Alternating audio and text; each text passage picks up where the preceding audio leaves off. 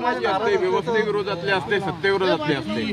असं नाही, नाराजी नसते. कसं आहे, आम्ही सगळे लोकप्रतिनिधी आहोत. आम्ही जनतेची सेवा करण्यासाठी आणि त्यांच्या आयुष्यात एक चांगला बदल घडवण्यासाठी आम्ही सगळे प्रयत्न करत असतो. आणि बच्चू भाऊनी गेले अनेक वर्ष, राजकीय मतभेद सगळ्यांचेच असतात आणि ते असलेच पाहिजेत एक सशक्त लोकशाहीमध्ये, त्यामुळे ते सातत्याने चांगलं काम करून महाराष्ट्राची सेवा करण्याचा एक अतिशय चांगला आणि उत्तम आणि प्रांजळ प्रयत्न ते करतात, याचा आम्हाला सार्थ अभिमान आहे. पण बच्चू कडू हे विरोधकांचा आवाज चांगला जोरदारपणे मांडू शकतात.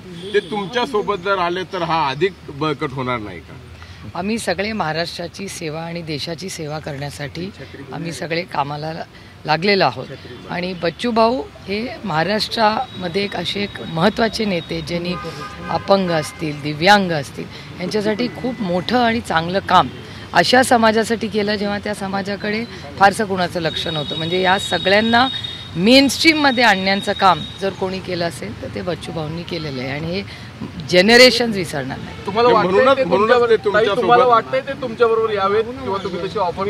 माझी इच्छा आहे की महाराष्ट्रासाठी सगळ्यात चांगल्या लोकांनी एकत्र काम येऊन, कारण महाराष्ट्रामध्ये आत्ताच मी 3 आठवडे दिल्लीला पार्लमेंटमध्ये आम्ही सगळे पार्लमेंटचे 3 आठवड्याचं कामकाज करून आलो आहे. महाराष्ट्राची आणि अनेक राज्यांची आर्थिक परिस्थिती ही अतिशय चिंताजनक आहे. देशामध्ये तुम्ही चित्र बघाल तर ग्लोबल अमेरिकेचं रिसेशन नाही म्हणता येणार, पण स्लोडाऊन व्हायला लागलं आहे. आणि आज भारत हा काही इन्सुलेटेड इकॉनॉमी नाही. आणि भारतात आत्ता जे फिस्कल डेफिसिट आहे ते फिस्कल डेफिसिट या सरकारचं कर्तृत्व नाही. RBIने जे डिव्हिडंड दिलं 2 लाख कोटी रुपयाचं, त्याच्यामुळे आज फिस्कल डेफिसिट 4.9ला येईल असं आत्ता तरी सरकार म्हणतं आहे. त्यामुळे पुढच्या सोशल सेक्टरच्या स्कीम्स असतील, या सगळ्या स्कीम्स जर असंच फिस्कल डेफिसिट वाढत राहिलं तर या प्रेशरखाली येऊ शकतात. आणि तीच परिस्थिती अनेक राज्यांमध्ये, आंध्र प्रदेशचे सगळे खासदार एका आवाजात म्हणत होते की इतक्या गोष्टी आंध्राच्या आधीच्या सरकारने केलेल्या आहेत की त्याचा व्हाईट पेपर आम्ही काढणार आहोत. तशीच परिस्थिती अनेक बाकीच्याही राज्यांमध्ये असं दिसतंय साधारणपणे त्या बजेट सेशनमध्ये. त्यामुळे महाराष्ट्राचेही असे हाल होऊ नये. महाराष्ट्रामध्ये जे काही प्रशासन व्हावं ते उत्तमच असावं, याच्यासाठी सगळ्या चांगल्या लोकांनी, ज्यांना खरंच महाराष्ट्राचं हित जपायचं आहे, अशा लोकांनी एकत्र येणं हे राज्यासाठी आणि देशासाठी चांगलं आहे. लाडका भाऊ होणार का? बच्चू भाऊ सगळ्यात चांगल्या लोकांनी एकत्र येण्याचं आवाहन ताईंनी केलेलं आहे. मी तसं आता म्हटलं की सकाळी सगळ्या तुम्हाला पहिलेच सांगितलं का ही लढाई मुद्द्याची आहे, ही राजकीय लढाई नाही आहे. मुद्दे महत्त्वाचे आहे. राज्यातले काही महत्त्वाचे मुद्दे आहे, त्या मुद्द्यावर चर्चा होणं फार गरजेचं आहे. आणि मग ती चर्चा या राजकीय वर्तुळात झाली पाहिजे. जशी जाती धर्माची चर्चा होते तशी शेतकरी असेल, मजूर असेल, दिव्यांग असेल, कामगार असेल, याची चर्चा झाली पाहिजे. तो एक प्रामाणिक प्रयत्न मी करतोय.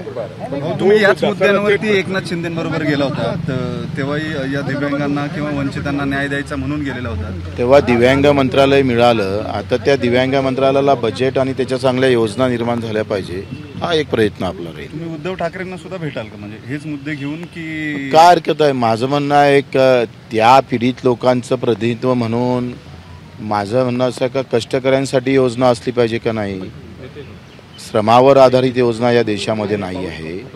अडचणीत असणाऱ्या लोकांसाठी विशेष योजना असल्या पाहिजे. यासाठी सगळ्यांना भेटू ना. म्हणजे महायुतीच्या सरकारच्या कारभारावरती तुम्ही समाधानी आहात काय? प्रश्न समाधानी असमाधानीचा नाही आहे. लक्षात घ्या, आम्ही आत्ता हे सगळे मुद्दे सरकारसमोर ठेवले.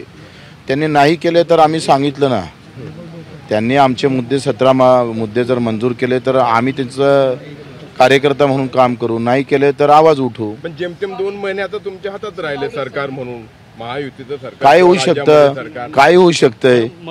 तुम्ही सांगा, एका 15 दिवसात जर लाडकी बहीण आली तर या 2 महिन्यात हे मुद्दे सॉल्व्ह व्हायला काय जातंय? आणि नाही जागेबद्दल मी बोलणार नाही, मी मुद्द्यावरच बोलेल. मुद्द्याशिवाय कसं आहे, आम्ही जी विषमता वाढत चालली, दरी वाढत चाललेली आहे, आर्थिक दरी वाढत चालली आहे, त्या आर्थिक विषमतेवर खरं तर आपण बोललो पाहिजे. जातीयवाद निर्माण करणे, धर्मवाद निर्माण करून राजकारण करणे, याला खऱ्या अर्थानं ठोस मारायची आहे, याला घालायचं आहे. या देशातल्या शेतकऱ्याचं भलं झालं म्हणजे सगळ्या जाती धर्माचं भलं होते, यावर माझा ठाम विश्वास आहे. 2 महिन्यात उत्तर नाही मिळालं तर? 2 महिन्यात उत्तर नाही मिळालं तर काय? 2 नाही मिळालं तर मी सांगितलं ना, आमच्यावर अनेक पर्याय खाली आहे. ओके, तर हे होते बच्चू कडू. एबीपी माझा, उघडा डोळे बघा नीट.